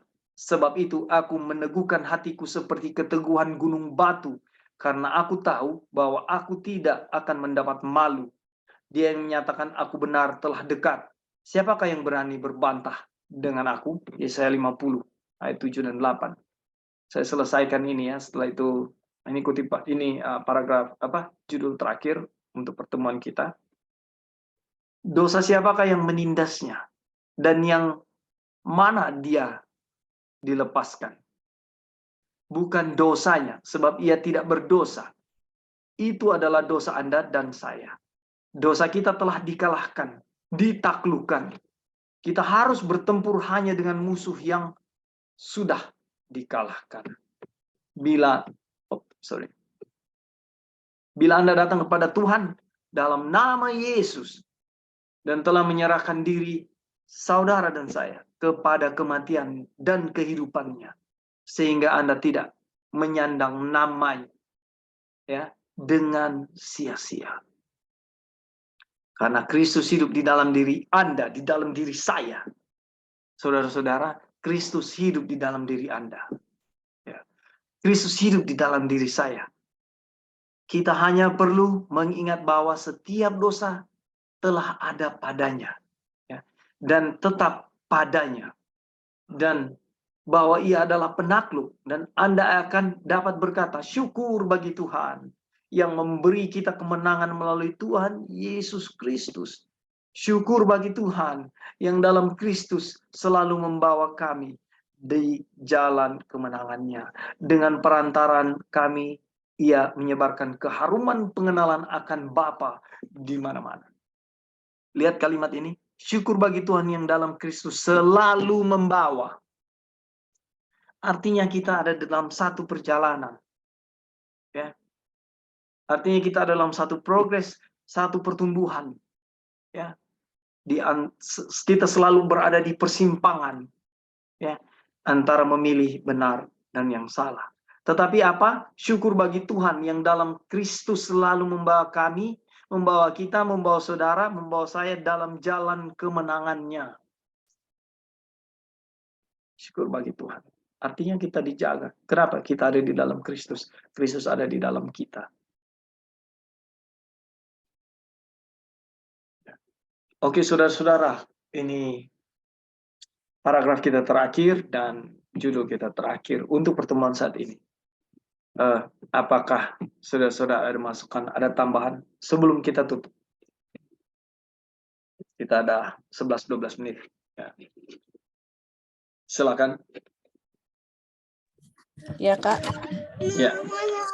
Silakan, Jadi cuman mau connect aja kutipan ini dengan pelajaran waktu lalu. Jadi kan yang kita lihat bahwa Yesus menanggung akan kutuk kita kan, harusnya kutuk kita mati. Makanya di pelajaran sebelumnya itu yang mana salib itu ada di kita masing-masing. Jadi kita itu nggak bisa terpisah dari salib. Nah itu kenapa salib itu ada di kita, karena disaliblah Yesus menanggung kutuk kita gitu. Di Galati berapa itu ya, 3:13. Apa itu dibilang di situ, terkutuklah orang yang apa itu ya, hold on Kak, di Galati 3. Kalau ada teman-teman yang ingat dia punya kata-kata Galati boleh. 3 ayat. Terkutuklah orang yang tergantung di kayu salib. Itu dia. Thank you, Bing. Dibilang Kristus telah menebus kita dari kutuk hukum Taurat menjadi kutuk untuk kita, karena ada tertulis terkutuklah setiap orang yang tergantung di kayu salib. Nah itu dia. Jadi orang yang tergantung di kayu salib dia itu terkutuk, dan Yesus itu dikutuk karena kita. Makanya dan orang yang terkutuk itu digantungkan di kayu salib. Makanya salib itu tidak bisa terlepas satu sehelai rambut pun, kalau nggak salah itu yang Wagner bilang, dari kita. Karena kenapa? Kalau itu terlepas dari kita harus menanggung kutuk itu sendiri gitu. Makanya salib itu ada di kita karena Yesus yang menanggung kutuk itu gitu. Nah, kalau Yesus terpisah dari kita akan mati. Karena apa? Kenapa kita akan mati? Karena kita itu berdosa dan kita harus mati karena dosa itu. Nah, itu salah satu bukti bahwa Yesus harus ada di kita. Kenapa? Karena kita berdosa, kenyataannya kita masih hidup kan? Karena Yesus itu ada di kita, kayu salib itu ada di kita masing-masing gitu. Kalau Yesus terpisah dari kita karena kita berdosa, di saat itu saya harus mati. Kutuk itu harus dijalankan di kita dan kutuk itu adalah kematian. Itu bukti bahwa di saat kita berdosa, kita tidak mati, itu bukti karena kayu salib ada di kita. Jadi itu salah satu bukti bahwa orang berdosa mereka tidak mati kalau mereka berdosa. Itu karena apa? Karena Kristus, karena kayu salib ada di kita dan tidak bisa dipisahkan dari kita. Dan it's just so thankful ya apa yang Tuhan Yesus lakukan untuk kita, lebih menyadari bahwa Kristus yang menanggung semua yang harusnya saya tanggung akibat dosa. Kristus yang menderita, yang menanggung itu. Dan Ellen White bilang, dia itu bisa saja beresiko dengan keadaan manusianya untuk dia bisa saja jatuh dan hilang semua ini. Universe ini akan hilang semua eksistensinya karena semua kehidupan ada di dalam Yesus. Tapi kita puji Tuhan karena imannya Yesus itu kepada Bapaknya, ketergantungan akan firman-Nya, dia bisa menang melewati semua penderitaan, baik mengambil kutuk itu pun karena Bapa yang mengerjakan di dalam kita dan karena Bapa dan Anak itu sangat mengasihi kita. Oke, thank you Kak. Ya, puji Tuhan. Joy, terima kasih. Ada tambahan yang lain, saudara-saudara? Sebelum kita tutup. Halo bro. Ya, silakan, Pastor. Oke, baik, terima kasih. Jadi kebenaran yang Yesus telah buat itu telah lengkap ya, telah penuh dan sempurna, seperti itu. Sehubungan dengan penyelesaian masalah dosa. Kehidupan kebenarannya, darahnya yang tercurah di kayu salib ya, kebangkitannya, kuasa kebangkitannya, kemudian pekerjaan pengantarannya, itu lengkap, sempurna untuk memberikan keselamatan kepada kita. Dan itu telah dilakukan ya, selalu bahasanya seperti itu telah. Dan kita, kalau bahasa tadi kan Wajonor bilang, kita hanya dapat menyadarinya dan menerimanya di dalam iman Kristus ya. Dan cara kerjanya memang kalau kita lihat setiap hari ya, itu prinsipnya selalu sama ya, bahwa dosa dinyatakan, kemudian kita disadarkan akan dosa, ada pengakuan terhadap dosa di sana, kemudian bersamaan dengan itu melihat masalah dosa itu telah diselesaikan, dan kemudian kita menghasilkan ya kehidupan yang benar, dihasilkan kehidupan yang benar atau menurut ya di dalam Kristus. Dan memang itu akan seperti itu ya, bahwa kebenaran itu telah penuh, sempurna, dan itu telah tersedia setiap saat ya. Ketika kita melihatnya di dalam terang kebenaran yang sebenarnya, kemudian pada akhirnya kita menerimanya, dan kemudian kita dibenarkan dan dihasilkan kehidupan yang benar dari dalam kehidupan kita. Dan memang akan terus seperti itu ya, akan terus seperti itu. Dan proses untuk kesadaran akan dosa itu mungkin yang prosesnya untuk kesadaran terhadap dosa. Tapi kebenaran yang Tuhan sediakan itu sempurna, telah tersedia setiap saat. Itu yang dinikmati oleh si pencuri ya, yang ada di sebelah kanan Yesus ya, bahwa itu telah menjadi bagiannya ketika dia menyadari dan mengakui, dan kemudian kebenaran itu menjadi bagiannya. Dan itu tidak memerlukan ya. Jadi ini yang kita melihat sifat dari kebenaran ini, ketika kita diterangi, itu tidak memerlukan waktu yang lama. Ketika kebenaran itu boleh membenarkan kita, karena memang dia telah lengkap, dia telah penuh, dan dia telah sempurna di dalam setiap keadaan kehidupan kita ya. Memang yang sekali lagi ya, yang yang juga bagian dari kebenaran ini adalah kita akan terus membuka hati kita untuk dituntun kepada kesadaran akan dosa. Saudara-saudara, memang ini luar biasa ya, bahwa sesungguhnya antara firman dengan kesadaran ini berjalan beriringan ya. Kita menyadari, kita mengakui, oh ternyata kita berdosa lewat kebenaran firman itu sendiri. Dan ketika firman menyatakan ya, khususnya lewat ke-10 perintah Tuhan itu, kemudian kita dituntut pada kesadaran akan dosa, maka itu penuh, saudara-saudara, ketika kita menyadari, mengakui, dan ada perasaan membutuhkan yang sangat terhadap kebenaran Kristus, dan ketika itu terjadi, maka itu telah menjadi bahagian kita. Dan itu pun akan seperti itu ya, pada waktu kita memperolehnya di dalam kepenuhan, dan ketika kita akan layak menerima kecurahan roh hujan akhir. Seperti itu, saudara-saudara. Dan ini yang akan terus menjadi terang, terus menjadi kebenaran yang akan menuntun kita ya, sebagai pribadi, sebagai umat, di dalam terang kebenaran ini, yang pada akhirnya akan membawa kita kepada keadaan itu. Dan kita bersyukur bahwa terang ini telah diberikan ya, bahwa kebenaran Kristus itu telah lengkap dan sempurna, dan kemudian itu tidak bergantung pada situasi keadaan sekitar, tidak bergantung pada perasaan yang ada di dalam diri kita, itu berdiri dengan sendirinya. Dan ketika kita dibukakan terhadap terang itu, kita melihat bahwa masalah dosa itu telah diselesaikan. Dan ketika itu terus terjadi dalam kehidupan kita, inilah nikmatnya dari pekabaran ini ya. Dan hasilnya adalah penurutan yang sempurna. Kita bisa katakan ini penurutan yang sempurna bukan kita ya, tapi penurutan Kristus oleh iman Kristus yang terjadi, kemudian itu dihasilkan dari dalam kehidupan kita.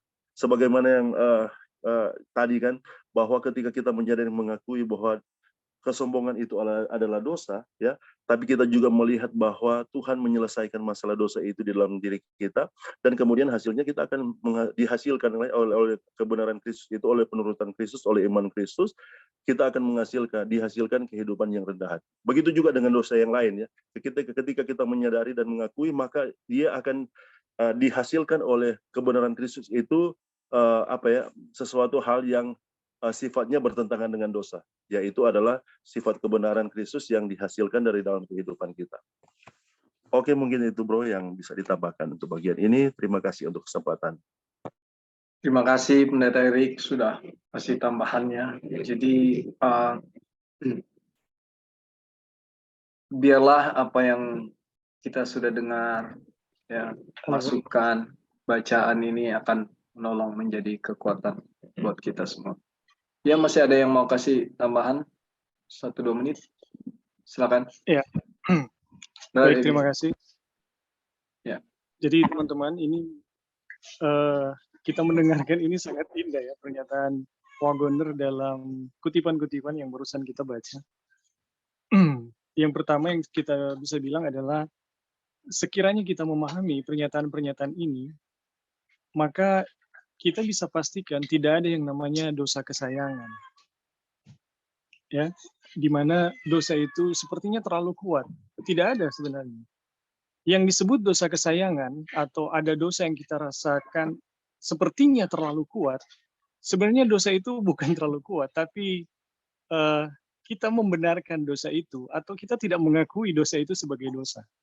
Tapi teman-teman, ketika ada dosa yang kita sadari begitu kuat dan sekuat apapun itu, tapi kemudian kita menyadarinya, kita mengakuinya dan tidak memberi nilai positif terhadapnya, dosa itu akan segera ditelan ya, ketika kita menyadari bahwa dosa itu ternyata telah ada di dalam Kristus. Ya. Dan teman-teman, pemahaman ini ya, pernyataan-pernyataan Wagoner ini akan semakin jelas kalau kita mengikuti ya penjelasan dalam buku Galatia pasal 2 yang bagian-bagian akhir mengenai salib yang melintasi ruang dan waktu ya. Jadi teman-teman, ini memastikan kepada kita untuk bisa mengakses kekuatan Tuhan yang selalu ada kapanpun dan dimanapun ya. Di mana salib itu selalu menopang kita, karena tanpa salib itu ya, maka tidak ada satu manusia pun yang bisa hidup ya. Satu manusia pun yang bisa hidup karena cuma Yesus yang bisa menanggung dosa dan kutuk.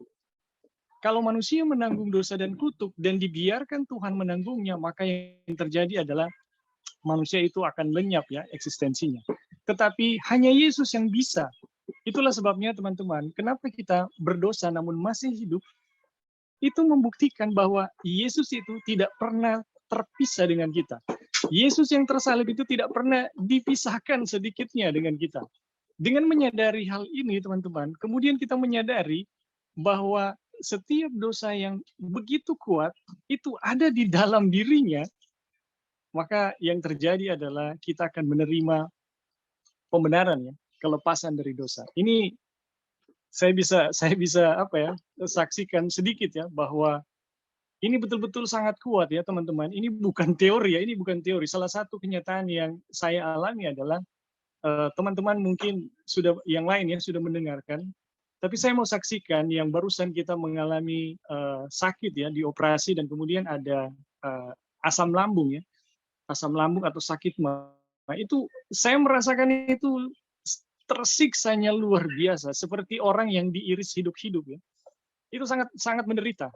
Tetapi lewat pernyataan ini, pernyataan-pernyataan yang kita barusan baca ini ya, atau pernyataan salib, itu nggak butuh waktu lama teman-teman, hanya hitungan menit dan semuanya selesai. Aduh, ini luar biasa. Sakit yang begitu kita rasakan dengan apa ya, sangat-sangat menyiksa, itu hanya hitungan menit semuanya selesai. Dan kita bisa merasakan betapa indahnya pekabaran yang sedang kita pelajari ya. Jadi teman-teman, kita bersyukur untuk pembelajaran ini. Mudah-mudahan kita semua bisa melihat ya keindahan dan kemuliaan salib yang sedang dinyatakan ya dalam pekabaran ini. Oke, itu aja. Terima kasih. Amin. Puji Tuhan. Terima kasih tambahannya, Brother Ebing. Terima kasih saudara-saudara yang kasih untuk semua sanggahan, masukan, tambahan, ya. Dan biarlah kiranya Tuhan yang hidup, Juru Selamat kita, Yesus Kristus, menuntun kita dalam setiap kebenaran dari waktu ke waktu. Dan puji Tuhan untuk apa yang sudah kita pelajari hari ini, semua untuk kemuliaan nama Tuhan. Terima kasih saudara-saudara, kita akan tutup Bible study kita saat ini.